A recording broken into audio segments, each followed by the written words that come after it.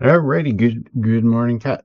Yeah, well, I haven't really done one of these before, so forgive me if I kind of stumble or pause here and there. But yeah, so Adobe Animate.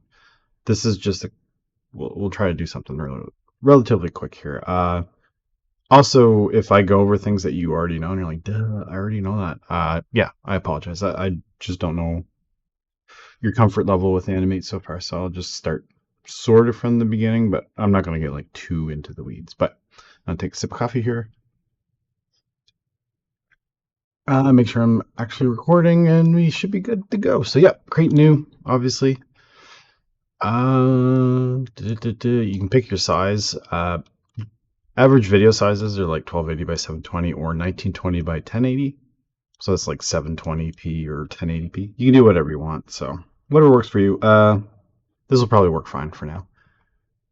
I'm gonna change my frame rate to 60, but generally video like animation, like traditional cartoon animation, can range from like 12 frames to 24 frames. Movies are 24, and then frame 30 is kind of like a good base, but I also like to go to 60, which creates like incredibly really smooth animation. So the animations you see on my stream and stuff, they're all at 60, but the rest of the stuff doesn't really matter. So we'll just create that. Again, the frame rate can be whatever looks groovy to you. So, obviously there's a lot of stuff here. I'm not going to go over too much of this, but the parts that I do go over, we'll touch upon as we get there. So this is where you're going to do most of your animations down here in the timeline. There's layers. You can create multiple objects on a single layer, so that can be a little confusing in Animate. Whereas some other programs, you create like there's an individual layer for each piece. We're actually going to do that for animation purposes, because you can't animate multiple objects on one layer. So you need to split them all out onto separate layers. But let's start off by we'll draw a circle. And then we'll just change its color. So with Flash, you can kind of do, this used to be called Flash Animate. You can do this type of thing. You may not really need to do any of this type of animation, especially if you're chopping up images that you've drawn already. So anyways, but this would be the same kind of premise of how to bring a shape in and then set it up for animation. So right now, we can't really animate this. We kind of can by doing shape animation, so we could have it animate from a circle to this kind of blobby shape over a series of frames, but I'm not going to go over that type of animation in here. We're just going to go over animating like solid pieces. So say you cut the head out of one of your illustrations and imported it in, and this could be the head. So I'm going to change the color of this as soon as I figure out where we change the color. Okay, cool. So this is the color and style over here. You choose your colors. If you want something more specific, you can either use this color picker here. One thing that's really handy is being able to set your opacity. So you can have like a semi-transparent kind of piece overlapping each other, and that'll come in handy for other bits. But anyways, we'll set that back to 100%. We'll leave the stroke on, it doesn't really matter, but you can edit your shapes if you're doing if you want to create shapes. Again, this is probably moot if you're just importing a bunch of chopped up images to create like puppet animation. So in order to animate this, well, what you need to do is convert most things into symbols or movie clips. Movie clips are kind of like the base object. So when you essentially kind of group this into a animatable object, and that object is a movie clip. And then each copy of that's on your stage that you see here is called a symbol. And that's part of Animate's kind of wonkiness. So anyways, you can convert this to a symbol in many ways. So one, you can just right click, convert the symbol. So again, these need to be symbols in order to animate them. You can't do like a lot of what we're going to do unless you convert them to a symbol first. So that's the first thing you need to do. You can convert the symbol by right clicking. You convert by just hitting F8, the key, or you can do modify, convert the symbol. There's usually multiple ways to do pretty much anything in most Adobe programs. So we're going to right click, invert the symbol. You can name the symbol circle or whatever. We'll just call it ball for now. This registration point it can be important, but essentially what this allows us to do is to set where this object will rotate around. So for a circle, we might want it to rotate around the center. If it was a neck, you may want it to rotate down here where the neck point is, so it actually rotates around this way. You can modify that after. It's not like super important to set this up at the beginning, but it might save you some stuff. The rest of this can probably be just left as is. So click OK, and now we get this is now grouped into a symbol essentially. So if you go to your library over here, we'll now have what is the movie clip ball, and then this is an instance of that on stage, which is called a symbol. It's not clear and it is confusing, but essentially you can keep dragging this, and this is just a new instance. So now we have 3 symbols of the movie clip ball on the stage. And so we're going to just undo that. Let's get to the animation stuff. So to animate, obviously this is your frame. So for example, we have this at 60 frames. So this would be 60 frames in would be 1 second of animation. You can see that up here too. So the main way to do animation, or the way I prefer to do animation in Animate, is to create keyframes. So you could do, if you want to get like super fancy, like create a keyframe for every single frame. So that would be hand-drawn animation, where you got to draw every single frame. And then you just go tick, tick, tick, tick through them, or like a flip book, if you will. The great thing about Animate and lots of other animation programs is you can do tweening, which essentially means you set 1 keyframe at the beginning, you set 1 keyframe at the end over a span of time.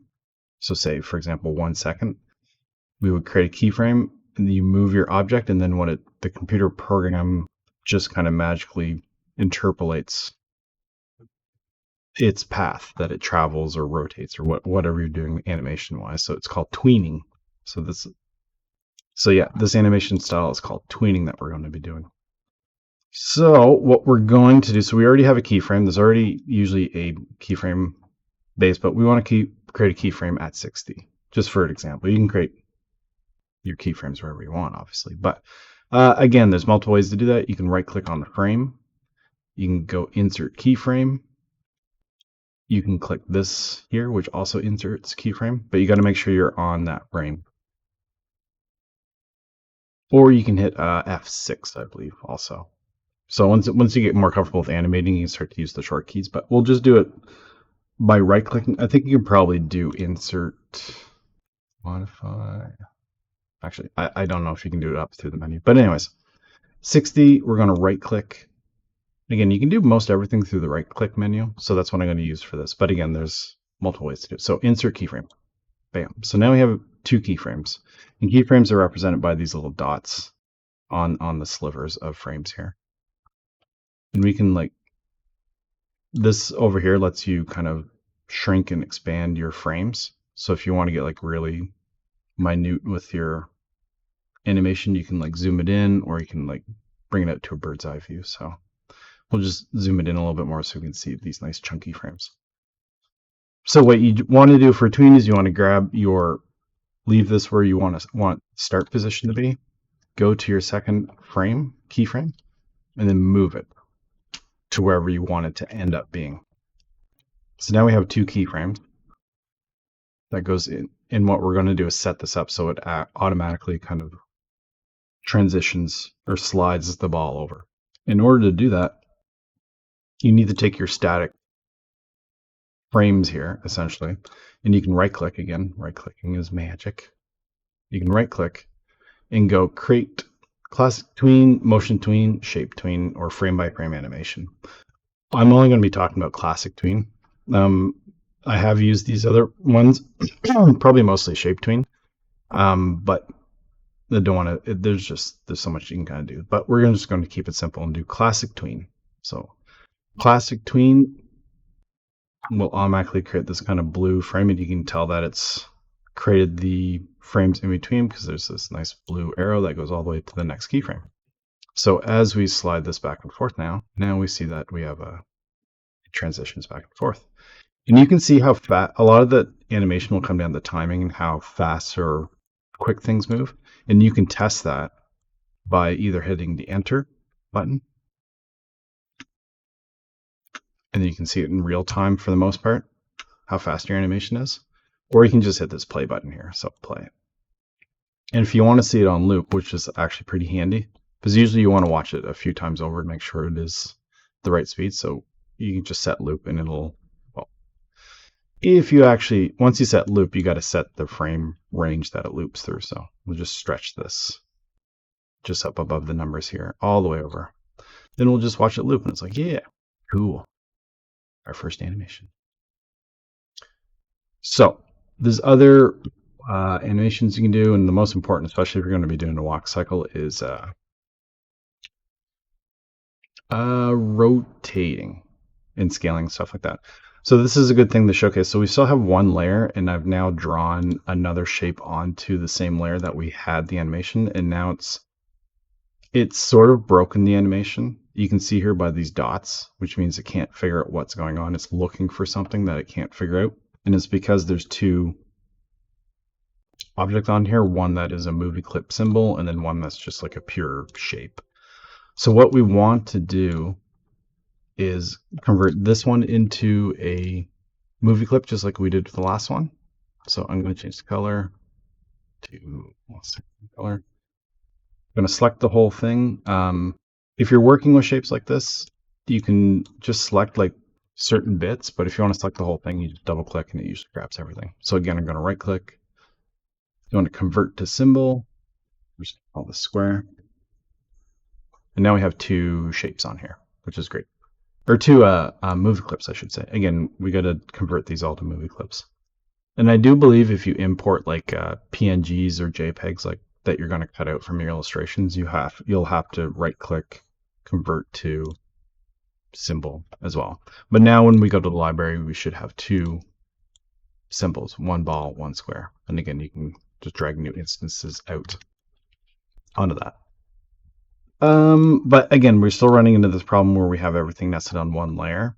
One easy thing to do, and I remember doing this a lot, it's like when you would chop up an illustration, then you'd have like 12 different pieces. You'd import them, they'd all land on the same layer, is you can just kind of select everything, or Control A, and you can right click and go distribute to layers.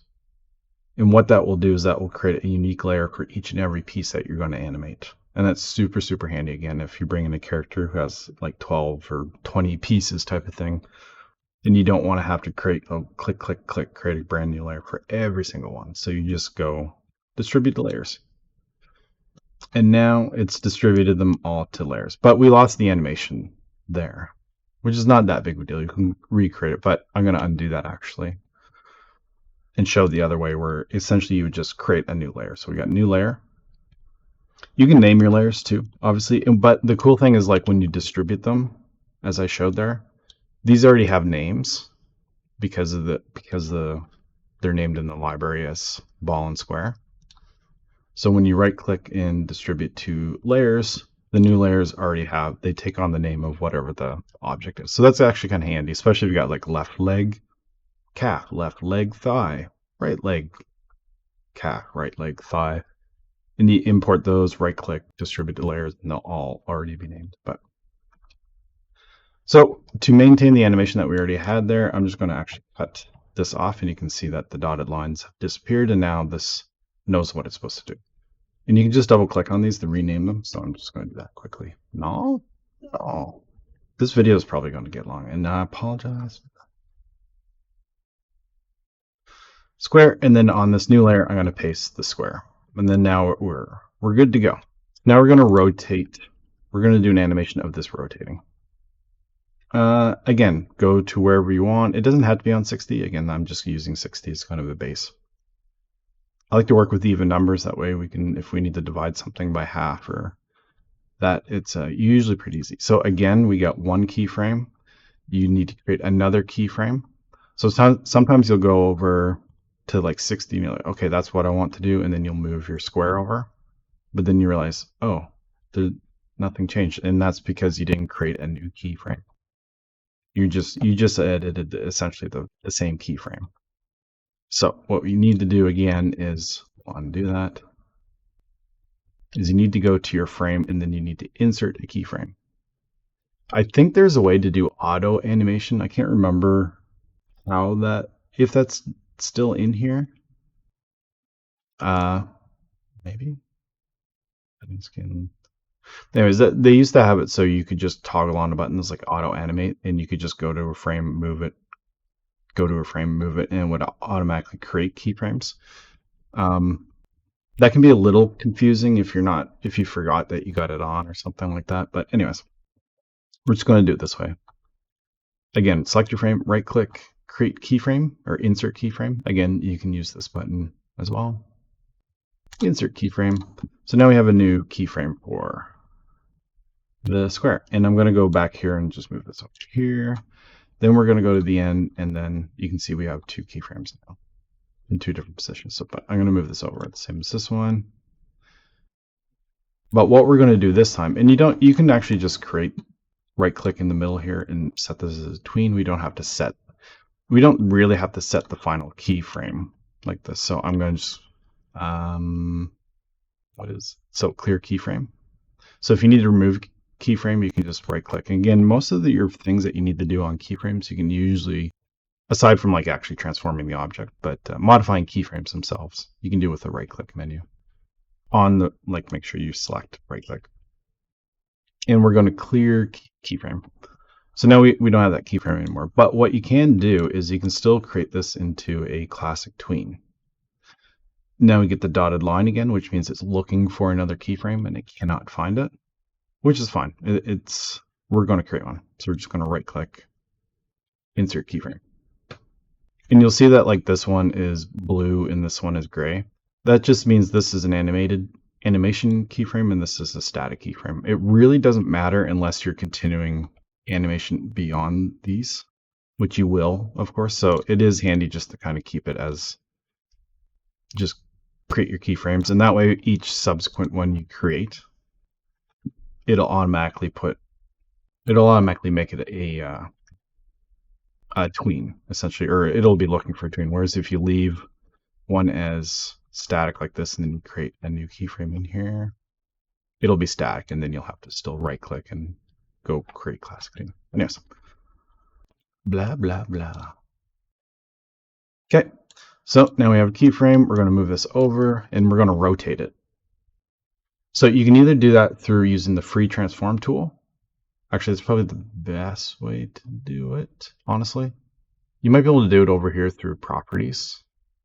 Not sure where they're on, just seeing position and size. But anyways, these are essentially the properties you can animate for the most part. But yeah, we're going to rotate this. So the way I would do it is using this free transform. So you click free transform and you'll get these, I don't know, it's like 8 little dots around here, which are just different handles to do different property changes. And properties for these would essentially cover like size, position, and scale.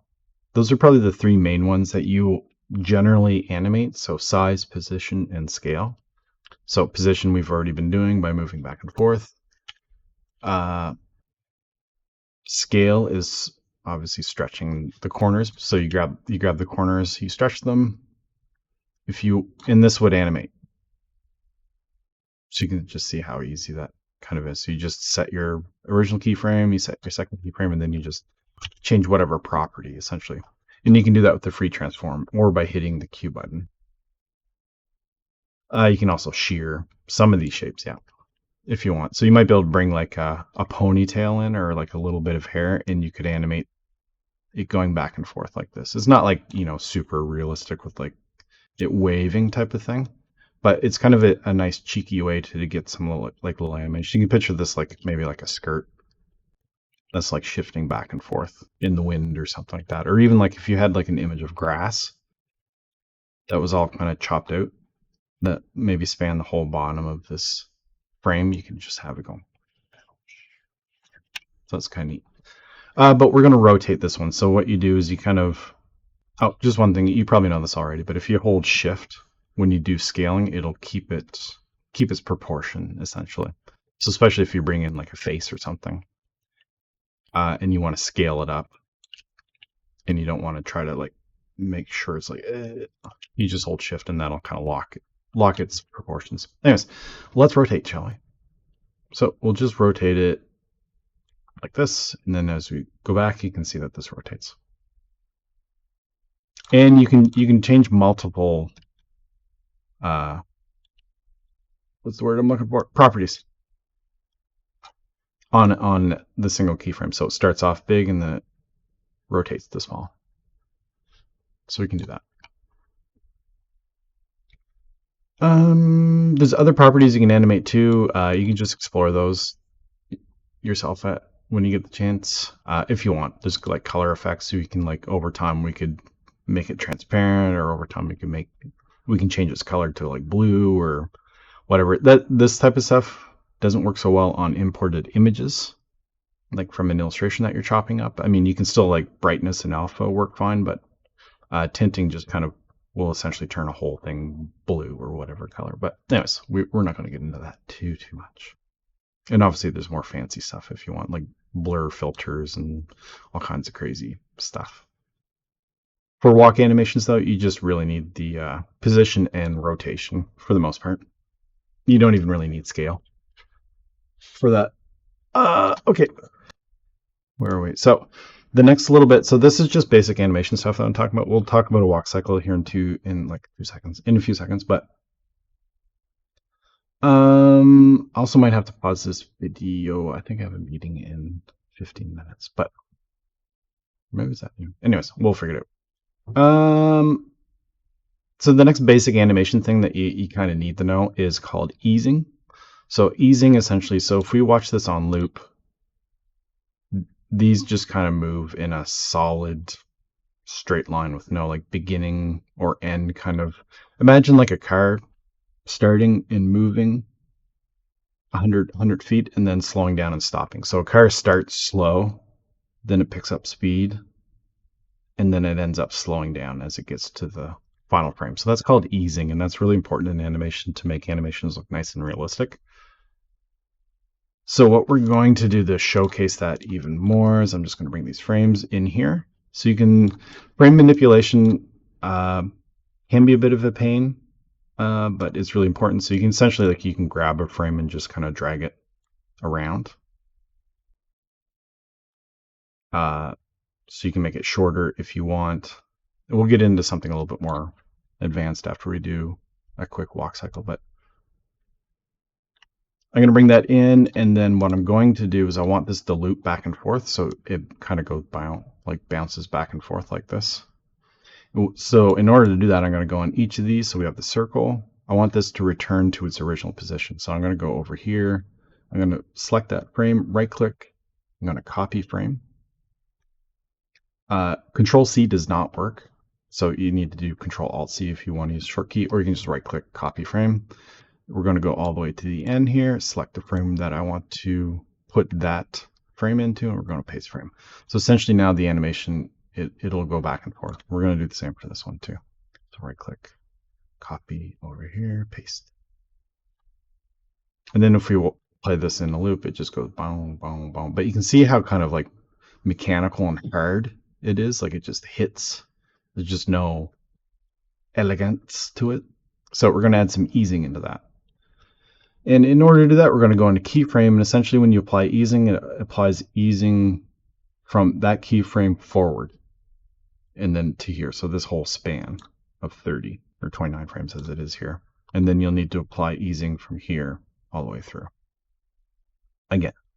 So we're going to do that, and you can do that on the frame tab here. So we have properties, object is like your scale and all that fun stuff. But we're adjusting the frame, so essentially you're kind of modifying the animation type of thing.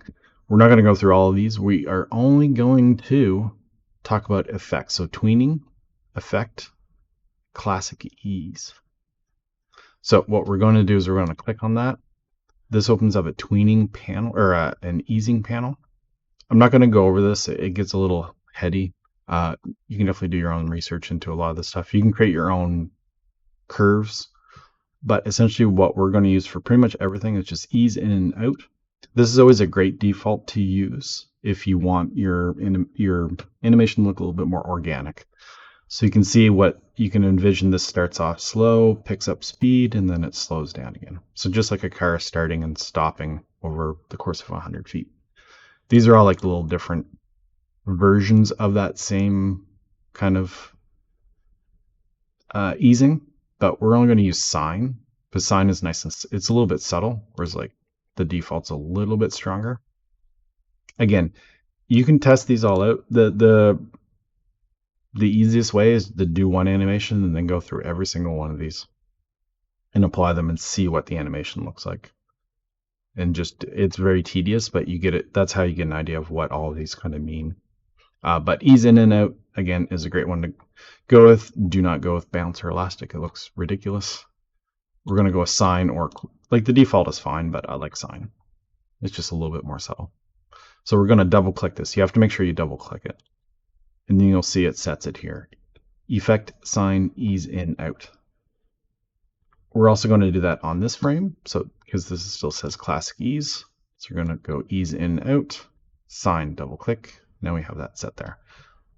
Now, if you set that on this frame too, which we're going to do, there's no animation after, which is fine. But what will happen is each new keyframe you create will automatically have this easing. So you don't have to go through every single keyframe and go, I got to click this every single time. It's kind of a pain in the ass.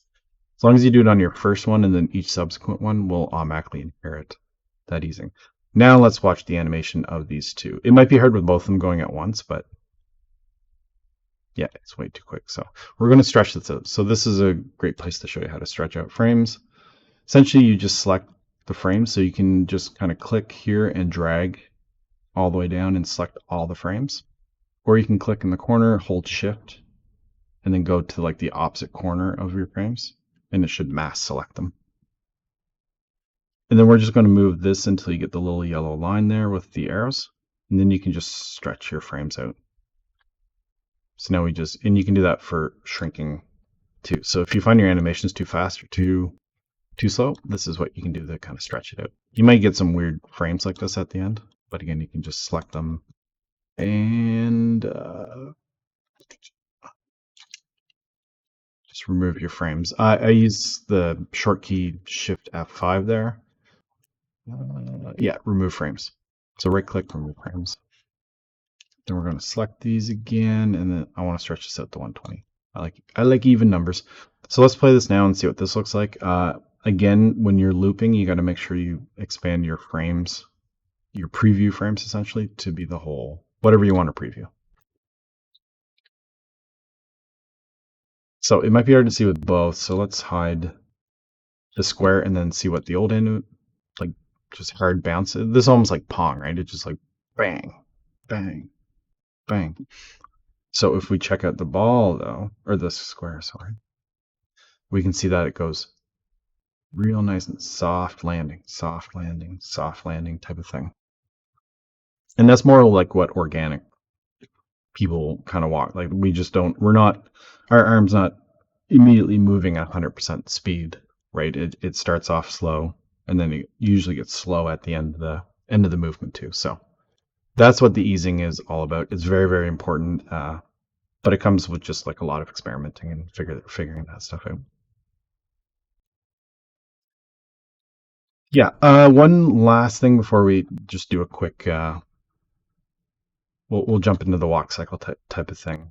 And of course, I could be skipping over things that I'm just taking for granted, and if so, I do apologize. Feel free to ask me questions though if there's something that's not quite clear. One thing that's a pain, and I might call this Flash, but it used to be called Flash, but it's called Animate now, is what if we want to move, what if this animation of this square is too low and you want it to be actually like in the center of the screen? Well, you could go here and you could go on each of your frames and then move it up. But then because you've already got frames, you can see it moves low, and you could try to line it up, but it may not be exact. One easy way to kind of move everything and this will be important, especially when you get lots of other stuff. I just need to make sure I undo all the way. Okay, is to do multiple frame selection. Now, you may think doing like selecting this. Actually, this I don't think this works, but selecting these frames kind of like we did to stretch the timeline. You could select these and then just move this all up. But what will happen is you see it actually only did it on one frame. And that's because by default, you can't edit multiple frames at the same time, or at least edit the properties. So what you need to do is use this here. So edit multiple frames. In order to move a series of keyframes, either in scale, rotation, or position all at the same time equally, you need to use edit multiple frames. And this will come in handy like once you have like a leg animated, you're like, it's not lined up with the hips and you need to move everything up. You don't want to have to move every single individual keyframe into the correct position. You just want to select them all and move the whole leg up as a whole. So in order to do that, you select this. And again, you get something very similar to the preview loop bar that's up top. You get another spannable thing that you need to span all the way for all the frames. And then what you see is you see all your frames displayed all at once because you're actually like viewing everything. So you can either just mass select like by dragging out like that to make sure you got everything and then move them up, or you can just hit Control A. But the problem with Control A is you might select objects from other layers too. So you need to either lock your layers that you don't want to be affected or just hide them so you can't see them. But this way we can do this. Now we can move this up, and then when we turn this multiple frames off, then we have moved each of these three keyframes equally to the exact same spot, and we don't have to worry about whether they're lined up. So that's just one last important bit. Just let me check quickly for my meeting. Oh no, the meeting's at 11:30. Okay, cool. We actually should be able to get to this. I know this is long, but you know, it's animation, right? Let's animate a simple walk cycle. It's not going to be the whole thing, but it should be enough to get you going because there's a couple more important things to kind of learn, I think, about how to nest or parent objects together. So I'm going to right click and get rid of these. So I'm just going to remove frames. So now we got nothing. I'm going to delete this layer. I'm going to rename this layer to like leg. Actually, we'll call it. The one thing when you're doing puppetry animation with all of these pieces, you need to make sure you got everything named in a way that's good for you anyways. So we're going to do left leg calf. You can't put dashes and stuff in these layer names, unfortunately. It kind of makes it so you got to kind of be creative with how you name things. We're also going to create a layer called left leg. See, look at me. It's such a habit to do that. Leg thigh. Okay, so now we have two. I'm not going to put foot, just it's a little bit more time. But essentially, I'm just going to create a fancy shape here. I wonder if I should, we'll do this really quickly. Trying to think of it. I don't have any illustrations, like any characters with legs. I was gonna say I could just open up, so I just open up Photoshop and then we can animate a character's leg. I just don't think I have, I tend not to draw full characters.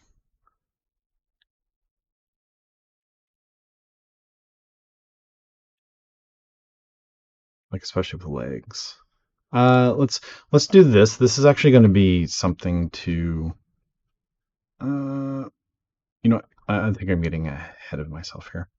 Let's just go back to the animation stuff for now. I was going to show how to import like your. Oh, actually, let's do it like this. Import like if you were to do a like you've drawn something essentially, and you want to chop it up and bring it into the program. Now this is going to look really kind of scuffed because I'm painting with a mouse.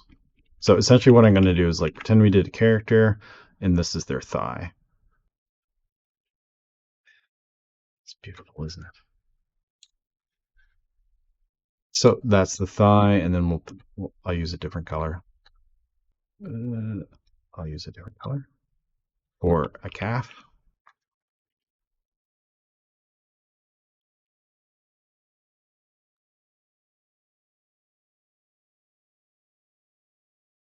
I'm an artist. So this will be like a thigh and a leg. And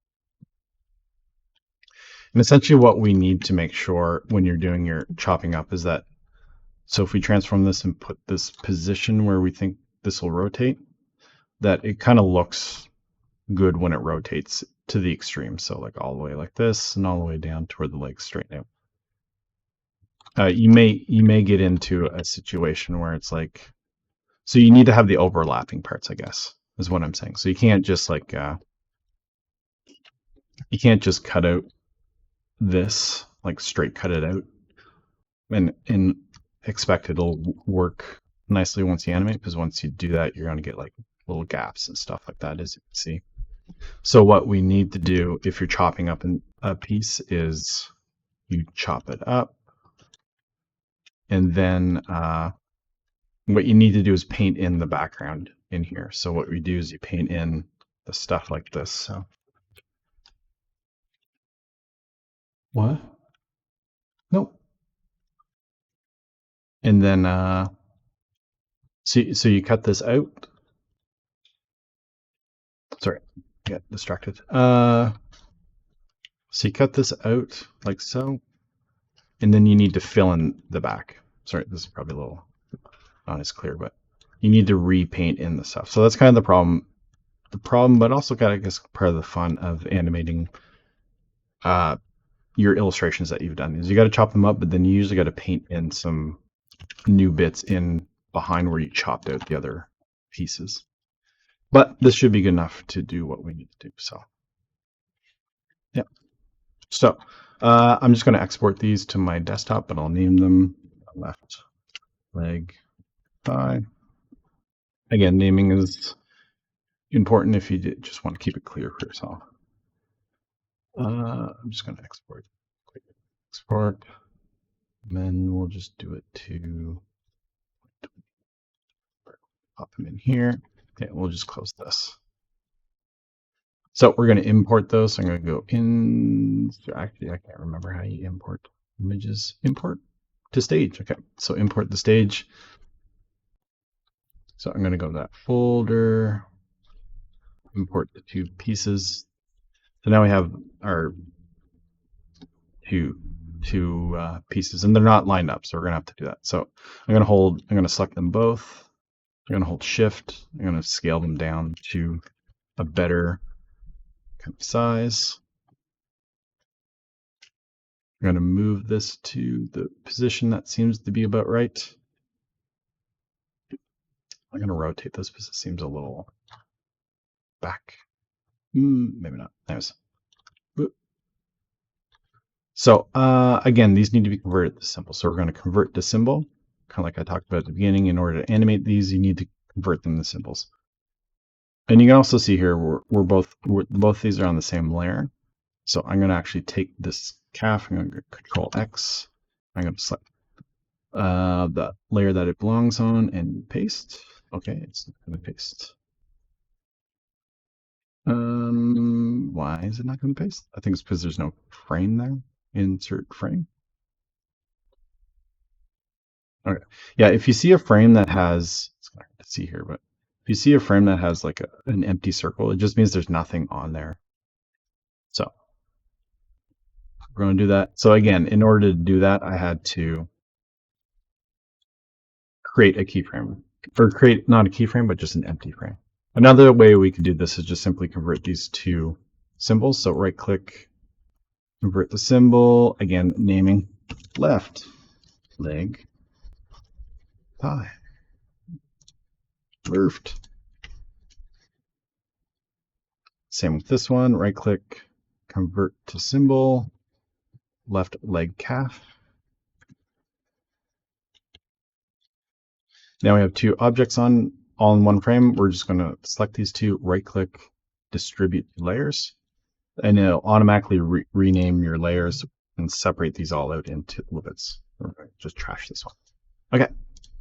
So before we get into any animating, we need to make sure they'll rotate around the proper position, and you can tell what they're going to rotate around by this white circle. So that's obviously doesn't quite work for a leg, right? So what you can do is, I feel like I skipped a step. Probably did. Probably skipped many steps. Anyways, let's start off with the thigh. The thigh rotates around the hip. So we need to move essentially it's called an anchor point or an orientation point up to here. So we're going to do the same thing where we use this free transform tool. So free transform, the arrow with the little kind of window frame, picture frame. I'm going to select that, and then we can actually put your mouse cursor over the orientation point, and you can see your cursor changes. And then we can move that up to where we think the thigh or the hip would be. So about there, let's say. We're going to do the exact same for the calf. So we want to move this. Now that you'll notice in programs and stuff like this, there's like what's called snapping. So it doesn't move smoothly. It just snaps to some weird points that you can't really tell. You can turn that off somehow. I'm not sure how actually. There's a way to turn that off. You might have to just kind of find it. If you can't get, especially it's important to get your orientation point to a very particular spot. But we're just going to go with this for now. I know it's around there somewhere, but and before I think that's right, but I just want to test it. So I can see like it doesn't seem quite right because that looks a little wonky. So that's also based on just the positioning of this too. You can use your arrow keys to kind of nudge in a more finessed way if you want. Then we'll rotate. Still seems a little, set it back just a smidge more. Then maybe up. Yeah, that feels pretty good. Okay. So now these orientation points are set correctly. You still have like this little crosshair type of thing in here. Don't worry about that. It is the circle that these rotate around. That's just shows the center point of your entire object. So now we have two objects. Now what you want to do, so what would make this really cool is if you rotate this and this also rotated. So the calf is like, like the foot bone's connected to the ankle bone type of thing, and then the calf is connected to the thigh. So this was actually parented to the thigh. So what we're going to do is we're going to parent the calf to the thigh, and then at that point the thigh will be kind of like the parent, and then this is the child. And then you could add like a foot, which would be the child of the calf. And then when you rotate the thigh, because everything's kind of parented, all three of them would rotate together. And that's really handy for sure, because you don't want to really animate this and then have to move this and then animate this. That's a bit of a pain. So let's do that. So you can do that through the parenting panel here, and that is show parenting view. So this little kind of organization chart here in your timeline deal. I know this video is super long, so I hope it's somewhat helpful and not incredibly boring for you. But so we'll click this. You get like a separate panel that appears in between, and all you really need to do is not over here or over here, but in where the parenting panel opened up is essentially just drag, and you can see a little dotted line. Essentially, you drag the child to parent to the thigh, essentially, or to link. You can do it either way, but you don't want to do it in the wrong direction, because then this would mean the calf is the parent of the thigh, which doesn't make sense. So we want to make sure the calf is the child of the thigh, and you can see that linkage appears here. And now when we rotate the thigh, the calf rotates along with it, which is awesome, because then we don't have, it's all linked properly and stuff like that. And you can still rotate these individually like this. So now you can start to see how things are going to come together. Now your parenting, it comes in, as I said, quite handy and important as you add in like the torso, the thigh, the arms, the hands, the fingers, all that stuff. It just figuring out your parenting is sometimes the funnest part, but usually your base object is the hips on people. So you would have hips, and then the legs would be parented to the hips, and the torso would be parented to the hips, and then everything kind of extends out from that. But that way you can grab the hips and you move the entire character. Okay. Time to animate a walk cycle. Now here's the best part about animating walk cycle. There are so many walk cycles online that you can check out. So I'm just going to Pinterest and actually looked up one yesterday, you can see here, but just type in like walk cycle. And what we're going to use is an image as a guide to help us animate. So I'm going to use this one. So I'm just going to open this. I'm just going to right click, copy image. And again, there's so many things here, like you do a run cycle, or just like here's a Ghibli walk cycle, which is obviously a little bit more complicated. We're going to do a pretty simple one.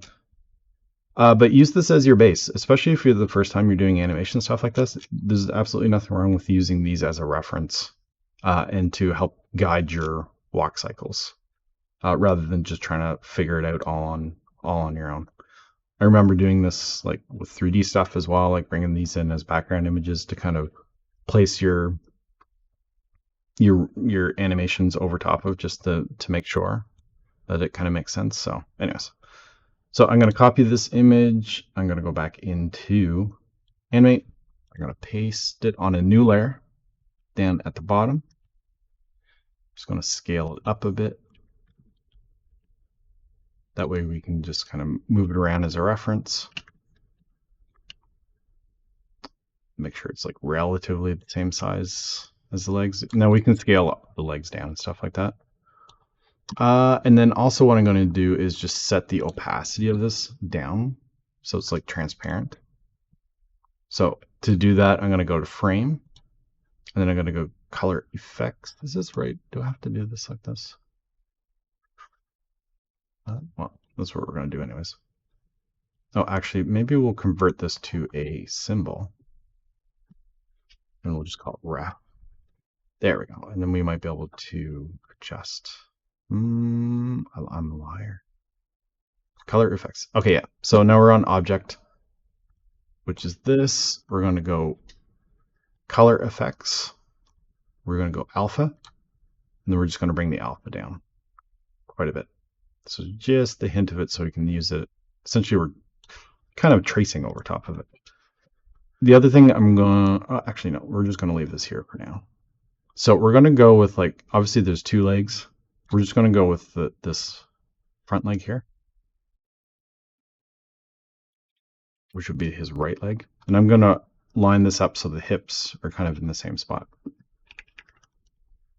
And then what we're going to do is we're just going to go over a few frames. Well, first we're going to set the first frame. So we're just going to, again, select the object and then use the free transform tool. We're going to rotate this so it lines up. So there, bam, done. I'm going to go over, actually I'm going to select both of these. I'm going to right click and go create Classic Tween. That way we get tweens kind of, it's already kind of set up to create keyframes, and it'll just automatically always be a motion tween or a Classic Tween. I'm also going to select these two keyframes and put the easing on. No, you know what? I'm not going to put the easing on because we're doing different kind of frames. We don't actually want easing on every single keyframe. That'll come more like when you look at the animation. It's like, does that need a easing somewhere? So we're going to just opt out of easing for the moment. So you can see like your reference disappears immediately. So we're just going to go probably just way over, just long enough to encompass the animation. Right click and insert frame, and that'll just make sure it stays. So yeah, we're going to move over. Let's just move over. I don't know how many frames. 10 frames. Let's move over 10 frames, and then we're going to create keyframes for both of these. So right click, insert keyframe. Again, you can use F6. Once you get comfortable with where these are, then you can definitely start using the the short keys, which will make things a little bit quicker for you. So now we have a keyframe, and what we're going to do is we're just going to slide our reference image over to the next one.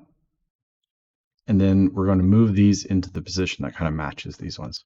Now, once you do this a bunch of times and trace over, you'll kind of learn your own walk cycle method type of thing, and you may not need a reference at that point. But again, there's nothing wrong with using reference. So the first thing we notice, especially with the walk cycle, is the person bobs up and down as they walk. So we can see here that this is going down. So what I'm going to do is I'm just going to move the thigh down a bit to be in line with, relatively in line with the hips on this reference. But I'm also just going to pop this back to make sure that makes sense. Yep. Okay. So this goes down. And we're just going to, again, use the free transform tool, essentially rotate these to match this reference in behind. Probably rotate this just a smidge more. Again, this leg is obviously a little bit larger than the actual reference we're using, but that's fine. So there, now we have this. Looks super funny, but rinse, repeat. So we're going to move this over to be essentially in line with where the hip is. Going to create new keyframes. Just do it here. Again, you can also use this button here. So again, you got to select the frame, keyframe. We're going to move this up since he goes back up again, or the hips and the pelvis do. Again, we're using the white leg as the reference. I'm just using the short key to go to this. I'm going to rotate and then rotate these just to kind of match up. And then you just kind of go through. So we're going to go in again, insert keyframes. We're going to slide our reference over. The hips moved up again. Make sure I'm moving the right one. And just kind of match, again, match the rotation.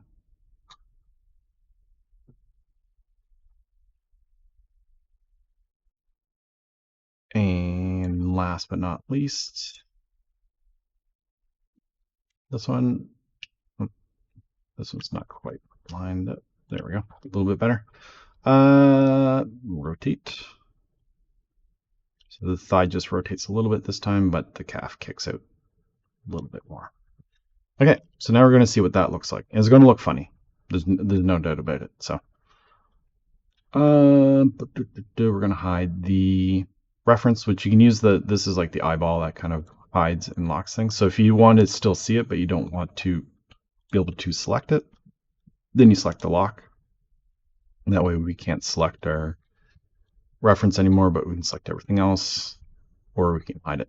So let's just watch that animation. It's going to look funny, but because this one has like a lot of bounce, like this particular reference. So it's very cartoony. So if you're doing like a real person, they probably won't bounce quite as much like this.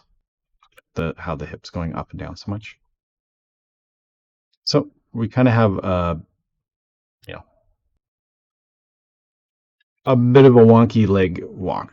Now I'm not going to spend time to kind of finesse this and make this look like the most perfect walk cycle ever. And we're also just going to animate two legs essentially. So we have this. So the thing now though is we need to animate the rest, the return to this keyframe. So again, we need to turn this back on, stretch these out. We're going to extend our frames out. I'm hitting F5 to do so, or you can just go right click, insert frames.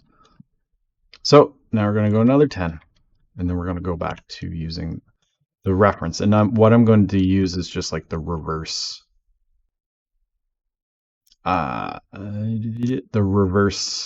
leg as the guide for bringing the leg back out to the front again. So this frame should already match up with this leg. So we have the white leg here is in line with this one. So we actually are just going to skip this one. Insert keyframe, move this down to line up with the hips properly. Make sure the reference is done there. Rotate this. Actually, you can see. I'm going to does rotate. I'm just looking at the differences. Like this is rotated and this is just a little bit more this way. It's very subtle, but animation's all about subtlety. Okay, so that's that part. Okay, now we're on to the next. Again, selecting both, creating keyframe. Oop, I hit the wrong button. The keyframes. Move it up. We're going to rotate this in. Rotate this. Again, I'm matching the leg in the back. Going to frame 70. And again, this is kind of a lot of animation. It's just working with dozens and dozens and possibly hundreds of frames. Well, most likely hundreds of frames. So the leg is lifting up so the calf can pull through with the foot. And then we're going to end on the exact same frames here. So this is where the leg's fully kicked out. We want this final frame to be exact. That way it loops smoothly. So what I'm going to do is I'm going to do the same thing again that I did earlier with the squares and circles. Is right click, copy frames. Then we're going to go to frame 80, right click, paste frames. And we got some weird extra frames, so I'm just going to select those, right click, and remove frames. I'm going to extend my looping preview. So again, when you do the loop, you need to extend this out so you can actually preview what that's going to look like. Now let's check out what our leg loop looks like. It's going to look a little weird, but especially if it's not going to loop properly. Oh, yeah, there we go. So now we have a leg. Bonk, bonk, bonk, bonk. So there's a lot of bounce in this. I'm not the biggest fan of how much bounce there is. Do I want to modify that? You know what? No, that's not really worth it. There's something that you can do. There's so much tweaking. Like some characters will be very bouncy and their hips will move up and down quite a bit. Some will be a little bit more stoic and stone-like and the hips won't move quite as much. But this guy's very bouncy, so. So now we have one leg that loops, which is great. Hooray. So the next thing we're going to do is put this leg into one object. Now, sometimes it's better to create a movie clip or a symbol and then go inside of that and then create your animation. You can approach it both ways, but I thought I'd show it this way because this is generally how I think most people would start, is they do it on their main timeline. They'd animate a whole bunch of layers and then you might need to nest some of those layers into other clips, essentially. This part it'll be slightly confusing, unfortunately, but it just comes with the experience, I think, anyways. Or it's confusing to me, I should say. But essentially what I want to do is put these into a single movie clip that's on the stage, as opposed to having these two separate things. So I'm going to select all the frames. I'm going to right click on, well, yeah, I'm going to right click, I'm going to copy all the frames. And what I'm going to do is I'm going to go insert new symbol. So I want to create a brand new symbol. And we're going to call it left leg. So this will be the entire leg. And it already has a layer here, so I'm just going to go right click and paste frames. So now we have this all in the same spot within this kind of infinite canvas type of thing. So I'm going to go back out. So this is how you navigate when you start getting into the nesting. It usually appears here almost like a trail. So you'd be like parent, child, child, child, and then you just go back, back, back. So this back button will take us to the main stage. You can tell that we're inside the left leg movie clip, which you should be able to find in your library that we created. It's getting a little messy here, it looks like. Oh, because I imported PNGs and stuff. You can create folders and kind of organize all this. But this is our left leg. So that's currently what we're in. So we're just going to hit the back button to make sure we go back to the original stage. We're actually going to delete these frames here because we've put them in another thing. So We're just going to go delete. We're going to create a new layer. We'll call it leg. And what we're going to do is we're going to drag our leg onto the stage here. And you can see we have a leg that doesn't do anything. Wonderful. Actually, that's the way it works on purpose in a way. It's kind of annoying. I wish it didn't quite work this way, but essentially what you need to do now is go, once you drag your leg onto the stage, your leg symbol is here. You need to go to the properties panel. And what we want to do is change the type, or like change how this reacts on the stage. So right now it's reacting, it's I can't think of the right word. It's being treated as a movie clip. We don't want it to be treated as a movie clip because there's animation inside and we want to see that animation. So again, if we double click on this, you'll go inside of it and you'll see the animations there. Again, we got scene 1, left leg. Say you had like a foot in here and you double clicked on it, then it would say scene 1, left leg, foot, so on and so forth. So we're going to go back to scene 1. We're going to change this object. Again, we got to go to the object frame. A lot of the times if you can't find what you're looking for, it's generally because we're on the wrong tab. And take a drink of water.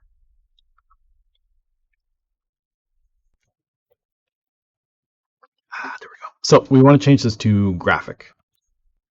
Buttons are obviously if you're building an interactive kind of thing, which we're not doing in this case. So graphic. And then now we will see the animation because now it's being treated as a graphic. And again, you can tell like this is not like blue frames or anything like that because it doesn't need to be, because it is all animated on the inside. Now, the cool thing is that this is where it gets a little crazy, is that you can create a classic tween of this, create a new keyframe and say we want to move it as it walks. And that's how you start to get things walking. Now, you wouldn't want to move a leg by itself. You'd want to move the hips as the entire parent of the entire character. Because otherwise you'd have to move the leg, the arms, the head, all that stuff is individual. So again, you want to parent all your bits and pieces to the hips in the end. But that's just a neat thing to recognize, that you could do that if you want to. And you probably will for certain things. Like if you want a breathing animation, like of a chest heaving up and down on the torso, you would build that inside of the torso movie clip or symbol. And then outside you would move the torso, like maybe you're leaning it back and forth type of thing. So you got nested animations happening within other animations. It gets pretty weird. Anyways, so we have the leg here. That's awesome. So here's a really neat trick that'll help you with your arms and your other arms and your other legs. So in this case, the other leg. So we're going to copy this. Can you duplicate a layer? I don't know if you can duplicate a layer. No. New layer. We'll call this right leg. Right, left leg. We'll call this left leg. We're going to copy this. Then we're going to paste it. Now, I think that so when you copy paste things and you want them to be in the exact same spot as the other one, you do Control-Shift-V, and that'll paste it right in on top of the original one. Or you can just hit Control-V, and that way you can actually see that you have two different ones, whichever works for you. And I think if you right-click on stage, you can paste in place, is what it's called. Well, I don't see it, but I'm sure it's there somewhere. So we're going to go to the new layer, Control-Shift-V to make sure this is in the exact same spot. And what we're going to do is we have two legs animating, but they're animating in the exact same way, right? Which kind of looks great for a caterpillar or something. But so if we want to actually stagger these, you can do that, which is pretty groovy. Is you can select the right leg, and what we're going to do is down here under looping. So this kind of controls how the animation inside of this graphic. Now remember, we changed this to graphic so we can see the animation inside. You can change how it loops down here in the looping properties. But what we're going to do is we're going to go into the leg again and remember how many frames we have. So we have 80 frames. So the halfway point, as you can see here, if we wanted a walk cycle, is 40. So we're going to go back out to scene 1. We're going to make sure one of the legs, it doesn't really matter which one, is selected. And we're going to make the, again, this is under the objects section. We want the first frame to be actually halfway through. And essentially all that does is that just tells the stage here, okay, we have a graphic here, there's an animation inside. What frame do you want us to start on? So we're actually telling it, hey, how about you start on frame 40? That way it just starts halfway through and then it looks like a walk cycle. And there we go. Now we have. Now it's a little clunky, but I mean it's you know, our first walk cycle. It's bound to be a little clunky. Ooh. There we go. We did it. And my meeting's in 2 minutes, so I think pretty good. There's definitely more things, like a ton more things to go through. One thing, if I can do it really quick, I would highly suggest doing is pretending I talked about the hips earlier. So create a new layer, call this hips, or null. Some people call it null. It just means it's an empty object. So here's the hips. Sorry, we'll get rid of the stroke. Here's the hips. We're going to set it to transparent so you can't see it, but you can actually select it. We're going to right click, convert to symbol. We're going to call this hips. We call hips null. That way you know, like the hips you may call something the hips and it may represent the actual the physical the visual hips that you can see, but the hips null is like an invisible object. Hips null. We got that here. We'll put it around the hips. And then we do the parenting thing again. So we're going to parent all the big bits to the hips. So in this case, the right leg, the left leg, and then you would have like the torso, but everything else should be chained off of those ones. So now what we can do is if you need to move the entire object, the entire piece, so say we want to actually move these legs across the screen, we can just do that with the null, right click, create the Classic Tween, maybe over 2 seconds. It depends. This is also the fun part where you try to do your timing and stuff. But insert keyframe. We move this over, and now you have your dude walking across the screen. And again, that's great because then you can just use, if you need to rotate, say they're walking up a hill, you can use the null to kind of rotate them. They're falling or slipping or something like that. Anyways, I got to jump into my meeting. If I need to add anything, I'll add anything right after this.